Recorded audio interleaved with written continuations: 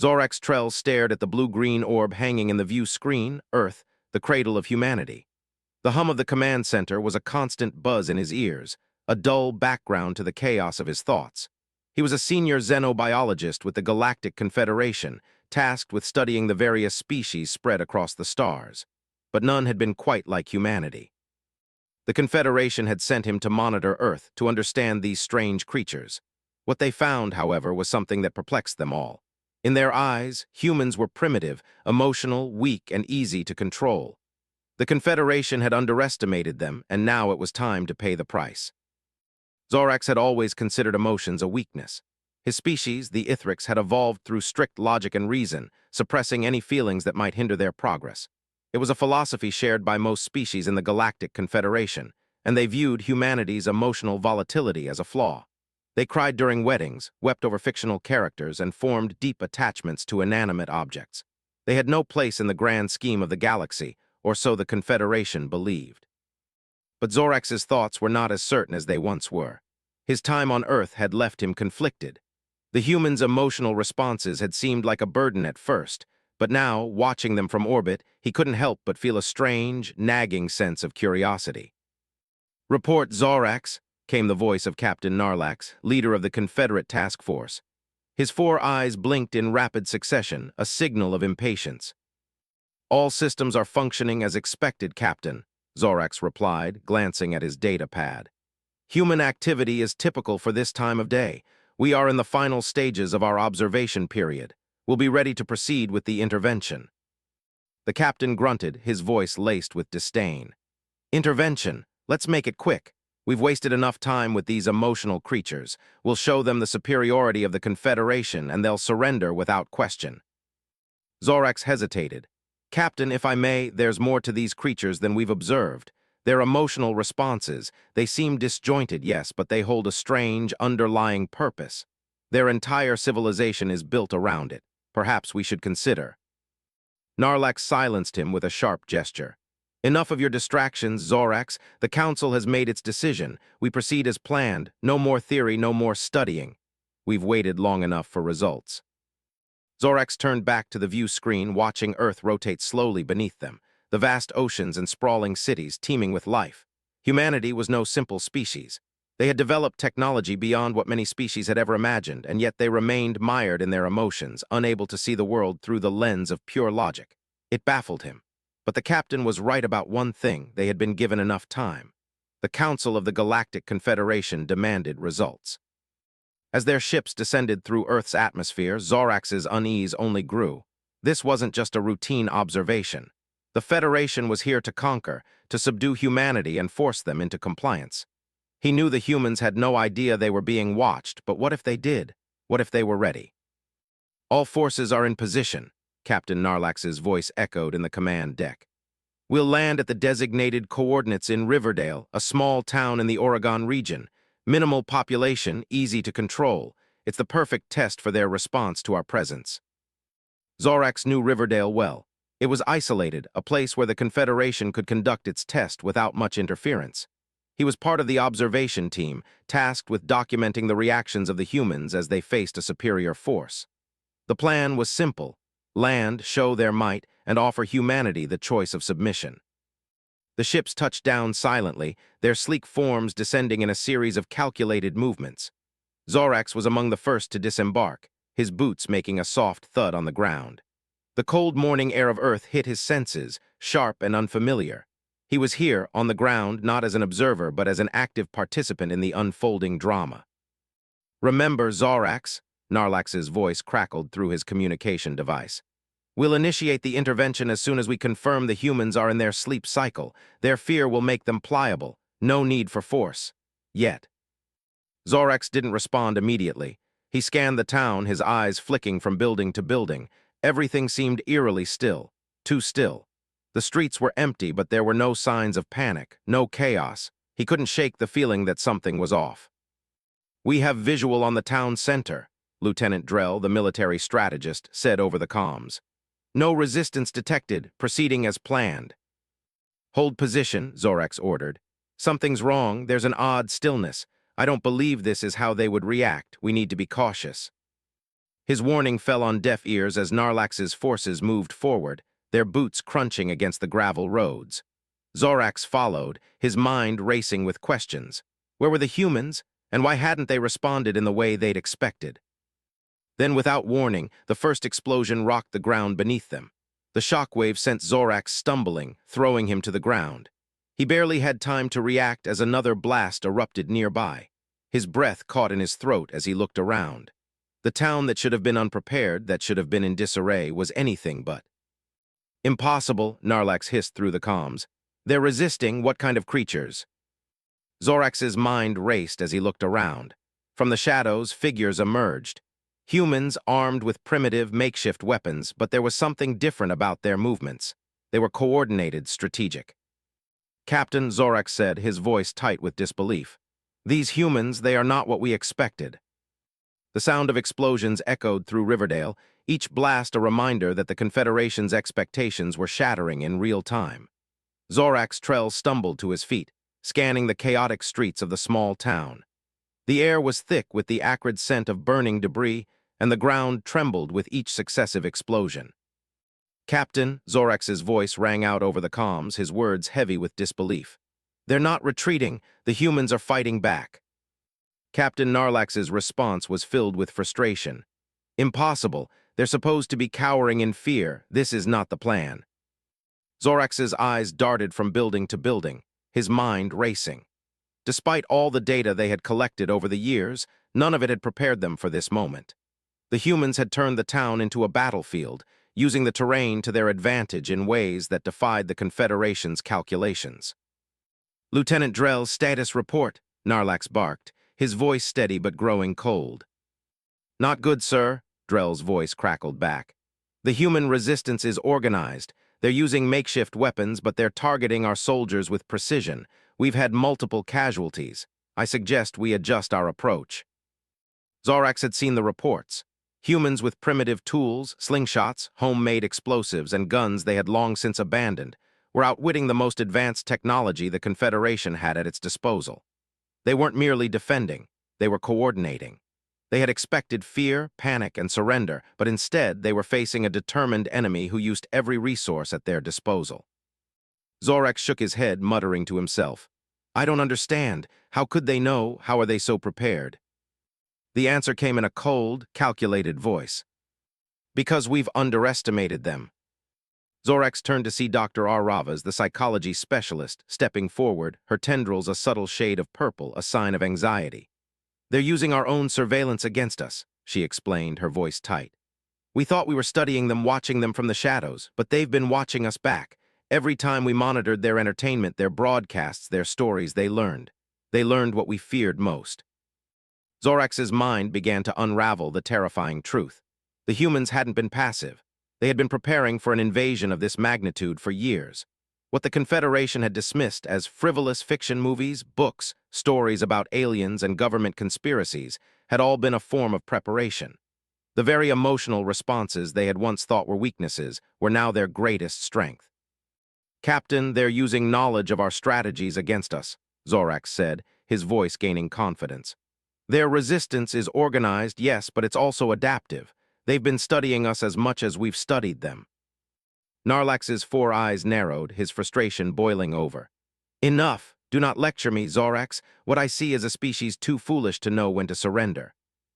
Another explosion cut through the air, shaking the ground beneath them. Zorax felt the jolt, but he remained focused. He had to make Narlax see the truth, even if it was the hardest thing to admit.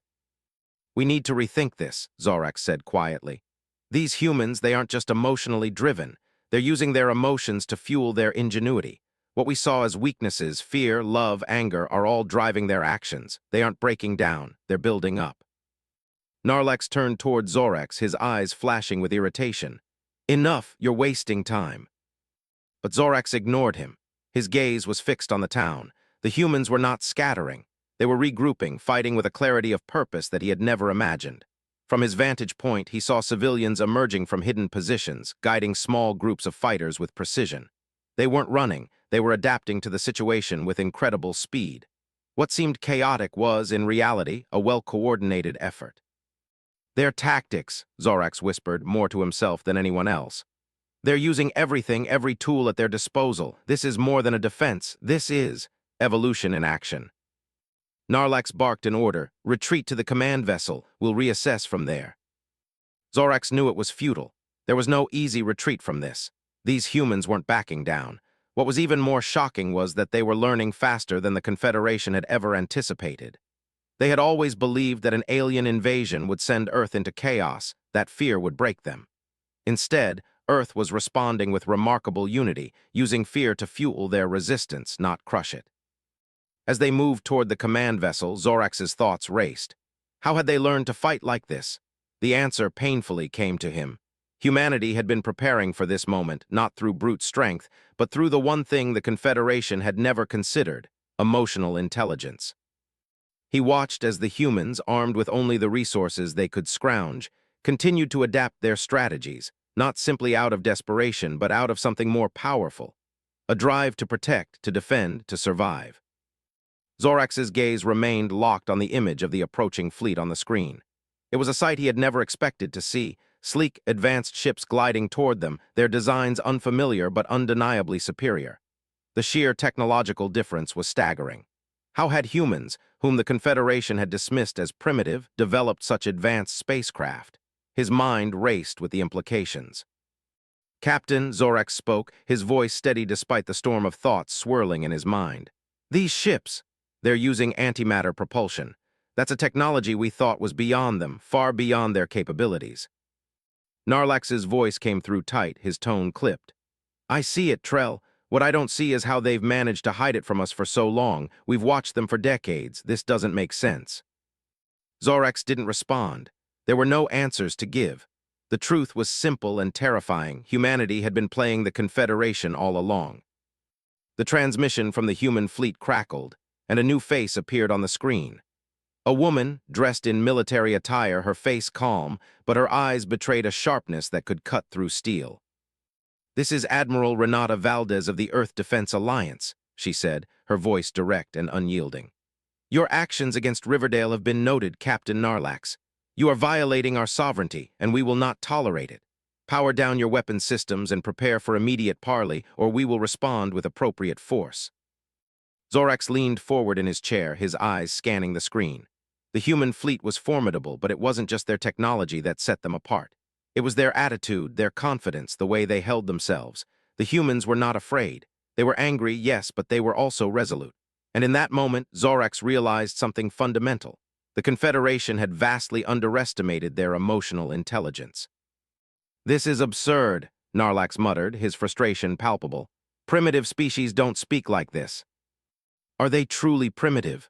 Zorax asked quietly, though he knew the captain wouldn't want to hear it. "Admiral Valdez is offering us a chance for diplomacy. They have the upper hand now, Captain. If they wanted to destroy us, they could have done it already." Narlax turned his sharp gaze toward Zorax. "You are speaking of emotions again. We are not here to debate their feelings. We are here to conquer." Zorax's expression hardened, but he kept his voice measured. "And what happens when the species you seek to conquer doesn't fit your expectations? When they turn out to be far more than you ever imagined? You thought their emotions were a weakness, but they've used that very emotion to build a resistance strong enough to challenge us."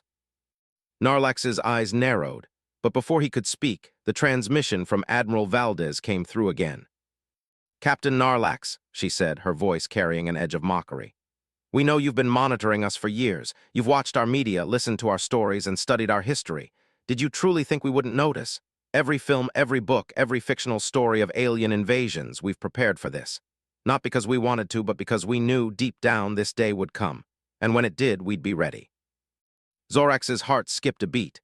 The Admiral's words hit him with the force of a revelation. Humanity had known. They had been preparing for this moment long before the Confederation had even set foot on their planet. Every conspiracy theory, every alien story had been part of their preparation. It wasn't just fiction to them, it was a plan, a survival strategy. "We've been waiting for you," Valdez continued, her voice unwavering. "And now, here you are. It's time for you to understand something. We are not afraid. We never were." Zorax felt the weight of her words. In that moment, he realized just how deeply humanity had ingrained their emotions into every aspect of their culture.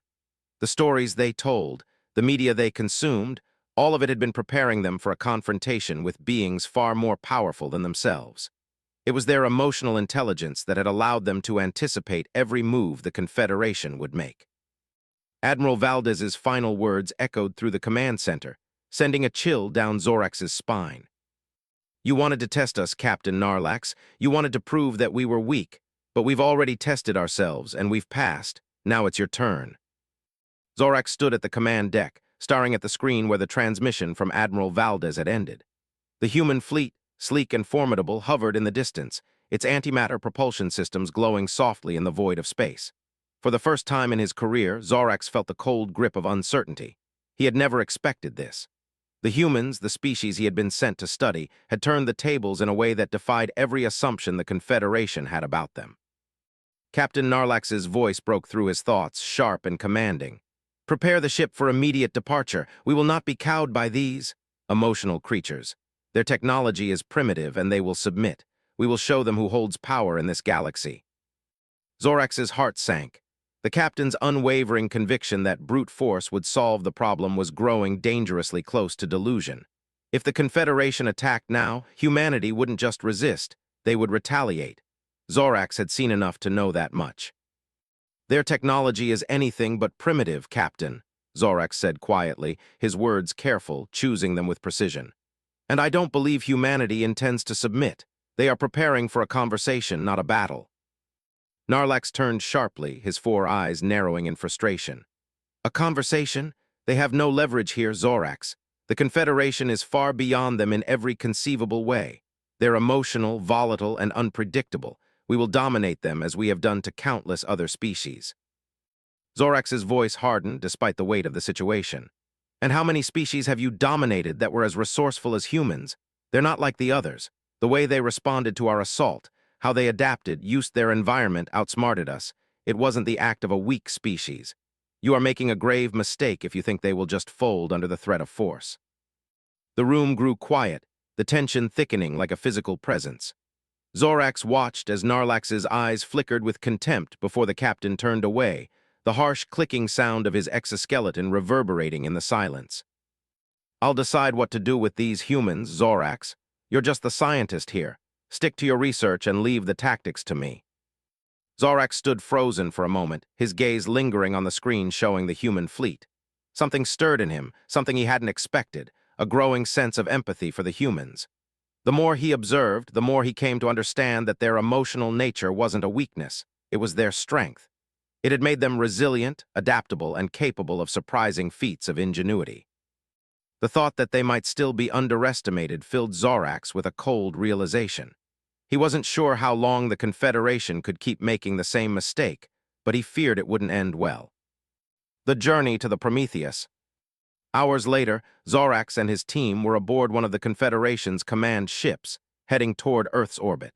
He had been instructed to lead the negotiations with Admiral Valdez, despite his misgivings about how the Confederation was handling the situation. The Confederation wasn't just dealing with an alien species, it was facing a complete cultural paradigm shift. But the leaders of the Confederation had always been quick to impose their view on others, and now, it seemed, they were unwilling to listen to reason. The Prometheus, the human flagship, was a remarkable sight. As the Confederation vessel approached, Zorax couldn't help but marvel at the design. The ship was larger than most Confederation crafts, but far sleeker, more organic in its curves, designed not just for function, but for efficiency and elegance. It was a ship built with humanity's ingenuity in mind, practical, yes, but also deeply reflective of their spirit. As they docked and disembarked, Zorax was met by Admiral Valdez herself. Her presence was commanding, but it was the quiet confidence in her demeanor that struck him the most. She wasn't just the leader of the Earth Defense Alliance, she was a symbol of humanity's resilience. "Welcome aboard, Zorax Trell," she said, her voice firm but not unkind. "I must admit I didn't expect to see you in person. I thought we'd be dealing with your captain, but it seems he's busy." Zorax nodded, following her as they walked through the sleek corridors of the Prometheus. "Captain Narlax is a man of action. I, however, am a scientist. I'm here to facilitate a conversation, if that's possible." Valdez gave him a knowing look. "It's possible, Zorax, but only if your people are willing to listen, and that's something I'm not sure your captain is ready to do." Zorax had been hopping for a diplomatic solution, but Valdez's words made him realize just how deep the divide was. The Confederation had never truly understood the humans. They had seen them as weak, but they were wrong. They had underestimated humanity's capacity for resilience, for adaptation, and above all, for trust. As they reached the main conference room, Admiral Valdez turned to him. Zorax, I know what you've been studying. I know how the Confederation sees us. But you need to understand something. We don't need you to protect us. We never did. We just need you to respect us. Zorax was silent for a long moment, her words sinking in. He had thought of humanity as just another species to study, to analyze. But now, as he stood on the Prometheus, facing one of Earth's most powerful leaders, he realized that they were not merely a subject for research. They were an equal. As they entered the conference room, Zorax took a seat at the long table. Across from him sat Admiral Valdez, and around them gathered other key figures of Earth's military and diplomatic leadership. They were humans, yes, but they were also more than that. They were a species that had overcome centuries of conflict, hardship, and division, using their emotional intelligence to drive them forward. They had learned to trust each other, to work together, even when their very survival was on the line. "We're here," Admiral Valdez said, taking her seat and looking directly at Zorax, "because we want to start over. We've been monitoring you too. For years, we've been watching, learning, and preparing. We're not the emotional wrecks you thought we were. We're adaptable, and we can work with you if you're willing to change." Zorax looked at her, feeling a shift in his understanding. The humans were offering something that the Confederation had never considered: partnership, not subjugation. "I think we need to begin by understanding each other," Zorax said slowly, his voice sincere. "Your species, your emotional depth, it's something the Confederation never saw as an advantage. But now I see it's your greatest strength. You're not just survivors, you're builders, and we, the Confederation, have a lot to learn from you." The tension aboard the Prometheus was palpable as Zorax stood before the large, holographic communication console. The transmission from the Galactic Confederation had been initiated, and soon the Council of Seven would appear. 7 species, 7 philosophies, one unified goal: expansion. But in this moment, expansion wasn't the objective. This meeting, however, would determine if the Confederation would press forward with their mission or adjust their course entirely. Zorax's heart raced. As he stared at the holographic projections flickering to life in front of him, his mind replayed everything he had learned about humanity since his arrival. These humans, the ones he had been sent to study, had proven everything wrong. They weren't weak, emotional creatures driven by chaos. No, they were the ultimate example of adaptation, emotion integrated with reason, and a strength born of their very vulnerabilities. The first to appear in the hologram was Arxis Pell, a tall, gelatinous representative of the Uryx, a species known for their deep logical reasoning and collectivism. Zorax had never seen a more indifferent species, their concept of unity rooted in complete suppression of individual expression. "You may proceed with your report, Trell." Arxis Pell's voice was deep and methodical, dripping with formality. "Let us hear how Earth fared in your analysis." Zorax straightened, his hands gripping the edge of the console. "The humans, Earth's inhabitants, are not as we expected. They are emotionally complex, yes, but not weak, far from it. Their emotional responses, previously seen as a vulnerability, are the very source of their strength. They adapt quickly, form tight-knit communities, and even when faced with overwhelming adversity, they persevere. They use their emotions to fuel their ingenuity, their drive to survive. This isn't a weakness. This is their evolutionary advantage." The room fell silent, the other council members processing his words. Narlax stood nearby, his exoskeleton creaking with barely contained frustration. He had wanted to conquer Earth. This whole mission was supposed to be about asserting the Confederation's superiority, not negotiating with the very species they'd intended to subdue. "Humanity's emotional responses have led them to innovate and resist," Zorax continued. "Their resistance against our assault in Riverdale, improvised explosive devices, advanced communication strategies, the clever use of their environment, demonstrated an adaptive intelligence we failed to anticipate. They have hidden their true technological capabilities, and I believe their strength is only beginning to show." Counselor Drax of the Myriad, a species known for its reptilian pragmatism, leaned forward. "So, you are saying these humans, whom we classified as a Tier 5 species, are in fact more advanced than that? How could we have missed such a glaring discrepancy?" Zorax shifted uneasily under Drax's gaze. "I am suggesting that the humans do not separate emotion from logic. They integrate both, something that most species in the Confederation have abandoned in favor of pure reason. Their emotional capacity allows them to function with a level of creativity and adaptability that we have not observed in other species. They do not rely on blind aggression or pure logic. They balance both, and in doing so, they achieve things we would deem impossible. Narlax's voice cut through the tension, his tone dripping with contempt. What you are proposing, Zorax, is that we abandon our centuries of tradition, our evolutionary advantage, simply to cater to a species that cries during weddings and forms emotional attachments to inanimate objects. Zorax turned toward the captain, his voice calm but firm. Captain, what you view as weakness is actually their strength. Their emotional bonds, their ability to trust and love, allow them to innovate together. It is not a liability. It's the reason why they've created systems of cooperation, why their wars are fought with ideals, and why they heal after conflict. They will not submit. They will negotiate, and they will prove themselves our equals if we allow them to. There was a long silence. Even Narlax seemed taken aback by Zorax's argument. The Council was now considering a shift, one that would alter the Confederation's entire approach to human interaction. Councillor Saralavox of the Luminari Collective, a species known for its ethereal, philosophical mindset, was the first to speak after the silence. Zorax, your report suggests something unprecedented. These humans, with their apparent emotional volatility, have somehow weaponized their empathy and resilience. This integration of emotion and reason is something our species discarded long ago. Perhaps it is time we consider the benefits of their path.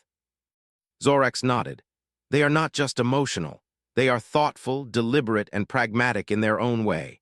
They have already proven they can defend themselves, and they have demonstrated a level of respect and restraint that we have failed to consider. Arxis Pell's gelatinous form rippled, and a subtle but deliberate pause followed. This is a new perspective, but we cannot afford to become entangled in the emotional intricacies of a species that does not operate under our strict logical systems. What do you propose, Zorax? Do you suggest we align with them? Zorax took a deep breath, his next words carrying the weight of his convictions. I propose we establish a dialogue not just with Earth's leaders but with their people. We must understand that their emotions do not make them weak, they make them strong. We must learn from them, not conquer them.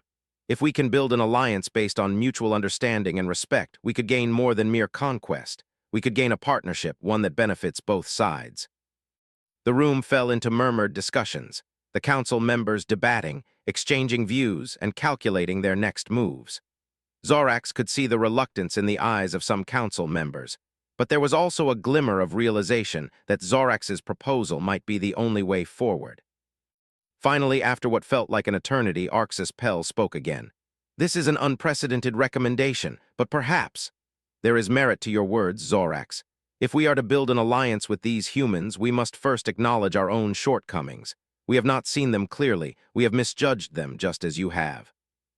Zorax nodded. I believe that is the first step toward understanding them and ourselves. A final decision was made. The Confederation would initiate contact on a diplomatic level, with Zorax as the official envoy. Narlax, though still vehemently opposed to the idea, was ordered to remain in orbit with the fleet, to act as a deterrent should talks fail. The Confederation fleet remained in orbit, its formidable presence a silent reminder of the power it wielded. Zorax stood at the command deck of the dominant paradigm, watching the swirling blue of Earth below. The upcoming negotiations felt like a surreal dream. His mission, once centered around the collection of data and the domination of a species deemed inferior, had shifted dramatically. He was now tasked with representing the Confederation in a negotiation with humans, a species he had once thought weak, but now understood to be far more complex and formidable than anyone had realized. Zorax's communicator beeped, breaking him from his thoughts. He glanced at the screen, and Admiral Narlax's face appeared. Zorax, Narlax's voice crackled over the comms. I trust you're ready for this diplomatic meeting. I hope you haven't forgotten what the Confederation stands for. Zorax met the captain's eyes, trying to maintain his composure. I haven't forgotten, Captain, but I believe this course of action is the only viable one. Humanity is not to be treated as a conquered species. They have demonstrated a level of innovation and resilience that we can learn from. Narlax sneered, his gaze cold. Learning? You mean tolerating them. Do not forget who you represent, Zorax. The Confederation's mission is to expand, not negotiate. Zorax didn't respond, knowing there was little he could say to change the captain's mind. Still, deep within him, a sense of unease lingered. His duty to the Confederation and his growing respect for humanity were beginning to clash. This was no longer just about protocol or the orders given by the Council. It was about what was right, what was fair, and whether he could continue to support a mission based on outdated arrogance. Zorax, Narlax's voice interrupted his thoughts. Do not forget your position in this. You are there to represent us, not your newfound empathy. Be careful how far you let these humans lead you. Zorax's fingers twitched, but he kept his tone level. Understood, Captain. Arrival at the Prometheus. The dominant paradigm set course for the Prometheus, humanity's flagship, where the first diplomatic exchange was to take place. Zorax could feel the weight of history on his shoulders. He had never anticipated being in such a position, a diplomatic envoy between two species who had so much to gain and lose. As their vessel approached the human flagship, Zorax couldn't help but feel a slight sense of awe. The Prometheus was everything he had expected from humanity, practical yet beautiful, an embodiment of their engineering ingenuity. Unlike the cold, utilitarian ships of the Confederation, the Prometheus seemed alive, its contours sleek and organic, a testament to the humanity's ability to blend form with function. Zorax and his team disembarked, stepping into the docking bay of the Prometheus, where they were met by a contingent of human soldiers and officials. At the front stood Admiral Renata Valdez, her sharp eyes meeting Zorax, with a directness that only reinforced her authority. "We've been expecting you, Zorax," she said, her voice calm yet commanding. "I trust you're ready to discuss the future." Zorax nodded, his heart pounding. "Yes, Admiral, I am ready." She motioned for him to follow. As they walked through the pristine corridors of the Prometheus, Zorax marveled at the subtle blend of high technology and a distinctly human touch. There were personal touches everywhere, artificial plants, handcrafted decorations, and displays showcasing humanity's achievements. "This is who we are," Admiral Valdez said, noticing his gaze. "Our technology is important, but it's our culture, our people, that make us strong." Zorax glanced at her, impressed by her composure and insight. "It's clear that your people value both progress and connection." She gave him a small smile, but it was one of understanding, not patronization. "Exactly. Our emotional intelligence drives us forward just as much as our science and technology." The conference room. They entered a large, circular conference room, with seats for both the Confederation and human delegations. Zorax was introduced to several key human leaders, each with a firm handshake and a look of cautious optimism. The table was filled with representatives of Earth's governments, scientists, and military strategists. Zorax could see the seriousness in their eyes. This was a moment of great importance for them, just as it was for the Confederation. Admiral Valdez took a seat at the head of the table, motioning for Zorax to sit across from her. The room fell silent, all eyes on him. He cleared his throat, gathering his thoughts. He had expected hostility, resistance, or at least skepticism. But what he saw in the humans' faces was something different, curiosity. They wanted to understand, to learn. The pressure of the moment was suffocating, but Zorax steadied himself. "We are here today," Zorax began, "to open the lines of communication between our species. The Confederation, in its infinite wisdom, has come to realize that we may have misjudged humanity. We thought you weak, primitive, emotional. But in truth, your strength is in your ability to adapt, to use emotion as a tool for survival, cooperation, and growth." Admiral Valdez nodded thoughtfully. "You're right, Zorax, and that's why we're here, to create a future where our species can work together, not as conquerors and the conquered, but as equals." Zorax paused. The Confederation's intention was never to conquer, but to expand, to assimilate. However, we now realize that your emotional intelligence, your compassion, and your adaptability are not weaknesses to exploit. They are strengths we have yet to fully understand. The room was still. For a long moment, no one spoke, and Zorax began to feel the weight of his own words. But then, Valdez leaned forward, her eyes unwavering. "We don't seek to dominate the galaxy, Zorax, but we do seek respect and understanding. If the Confederation is willing to meet us on equal terms, we will open the door to cooperation. But if you try to push us into submission, if you try to conquer us, there will be consequences." Zorax felt the tension in his chest tighten. It was clear. The humans weren't bluffing. They had already proven they could resist the Confederation, and now they were making it clear they would not be subjugated. But Zorax had seen enough of their emotional depth to understand that the door to peace was still open. He didn't know if the Confederation could accept this new reality, but he was determined to find out. The tension in the air was thick as Zorax sat across from Admiral Valdez and the human delegation. The room had fallen into an uneasy silence after the unsettling transmission. Zorax couldn't shake the feeling that the humans were preparing for something. What had they meant by preparation? What could they possibly have in store? And more importantly, what did this mean for the Confederation's mission? Admiral Valdez stood up slowly, her gaze meeting Zorax with an unwavering confidence. I trust you've seen enough to understand what we're capable of, Zorax, but there's more. The humans you've been studying, their emotional resilience, their adaptability, it's not just for survival. It's how we thrive. We don't just survive as individuals, we thrive as a collective. Zorax's mind spun. He had underestimated them for so long, and now the implications of what Valdez was saying were sinking in. Humanity wasn't just reacting. They were evolving, blending emotion with reason in ways the Confederation had never conceived. Your species, Zorax started, his voice uncertain but sincere, has the potential to transform everything. What you've done, what you're capable of, none of it was anticipated by the Confederation. Admiral Valdez's lips curled into a small smile. We didn't want you to anticipate it, Zorax. We didn't want to be reduced to a series of data points or dismissed as inferior. We wanted you to see who we are, not what you assumed us to be. Zorax nodded, a deep sense of respect beginning to form within him. For the first time, he realized just how deeply humanity had integrated their emotional intelligence into their culture, their systems, and their very survival. He had seen them as weak, emotional creatures. In truth, they had weaponized their emotions, fear, love, loss, transforming them into their greatest strengths. What happens now? Zorax asked, his voice steady but filled with an undercurrent of curiosity and concern. The Confederation is not as understanding as you might think. The Council will not be easy to convince. We know, Valdez replied, but we're not asking for submission. We're asking for respect, Zorax, mutual respect. We don't want to be your subordinates or your subjects. We want to be your equals in every way. Zorax could feel the weight of her words. The Confederation had built its empire on dominance, on control. But humanity was asking for something different, something that felt, for the first time, like a real partnership. But just as he was about to respond, another transmission broke through the comms. A voice, sharp and authoritative, interrupted the fragile peace in the room. Zorax Trell, this is the Council of Seven. We are ready to receive your final report. Zorax stood, the weight of his responsibility crashing down upon him. He wasn't just the Confederation's representative anymore. He had become the conduit for something far more significant. A decision loomed over him, one that could change the fate of the galaxy. The human delegation stood with him, watching with bated breath as Zorax opened the transmission.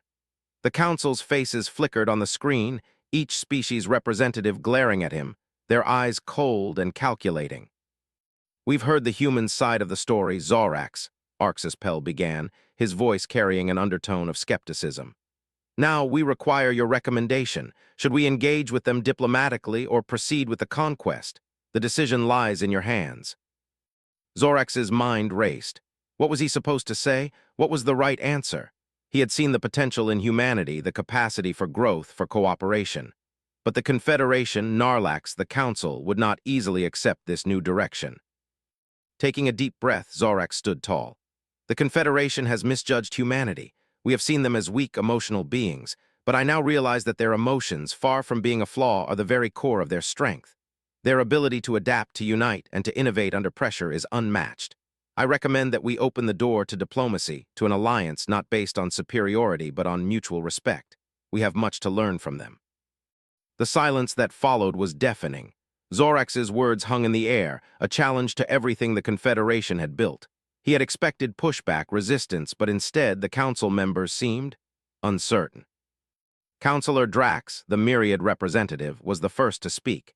His scales shimmered as he leaned forward, his voice cold but thoughtful. You suggest we abandon centuries of tradition. You suggest that we respect a species that has not yet reached the technological levels of the Confederation. Exactly, Zorax replied, his voice unwavering. They may not yet match our technology, but they have something we do not, emotional intelligence, the ability to adapt quickly and with purpose. This is the missing piece that we've overlooked. It is something the Confederation has abandoned in favor of pure logic, and it has made us stagnant. Arxis Pell's gelatinous form rippled. You've gone too far, Zorax. The Confederation will never accept such a proposal. We are a species of reason, not emotion. If we allow this, humanity to shape our future, we risk everything. Zorax's gaze shifted to the humans behind him, Admiral Valdez, the mayor, the soldiers who had fought so bravely in Riverdale. They were waiting, hoping that the Confederation would see the truth. He knew what he had to say next would determine everything. Perhaps, Zorax said slowly, it is time the Confederation considered that our greatest strength lies not in our technology or our logic, but in our ability to change, to admit when we are wrong. Humanity has shown us that, and it's time we learned from them.